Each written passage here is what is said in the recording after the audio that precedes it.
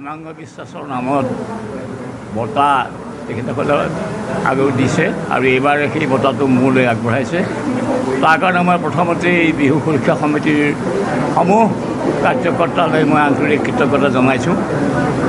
গণশিল্পী হেমাংগ বিশ্বাসক অসমৰ সাংস্কৃতিক ক্ষেত্ৰখনত অলপমান বিচৰণ কৰা মানুহেও তেখেতৰ নামটো ভালকৈ জানে, বিশেষকৈ লোক সংস্কৃতিৰ ক্ষেত্ৰত। গতিকে এই বঁটা পাই মই নিজেই গৌৰৱ অনুভৱ কৰিছোঁ আৰু মই ভাবিছোঁ যে এই বঁটাটোৱে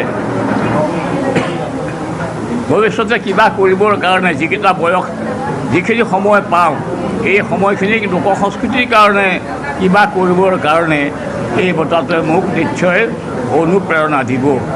মই ভাবিছোঁ যে বিহু সুৰক্ষা সমিতিয়ে ভৱিষ্যতে উঠি অহা যিসকল কৰ্মী আছে তেখেতসকলক এই বঁটা দি তেওঁলোকক উৎসাহিত কৰিব আৰু এই বঁটাই আমাৰ বিহু সুৰক্ষা আগবাঢ়ি যোৱাত সহায়ক হ'ব আৰু এই বঁটাটোৰ দ্বাৰা বিহু সুৰক্ষা সমিতিয়ে বিশেষকৈ অসম লোক সংস্কৃতি আৰু বিশেষকৈ বিহু সুৰক্ষা সমিতিৰ যি বিহু এই বিহুক আগবাঢ়ি যোৱাত সংৰক্ষণ কৰাত তেওঁলোকে বিশেষ এটা মৰ্যাদা লাভ কৰিম।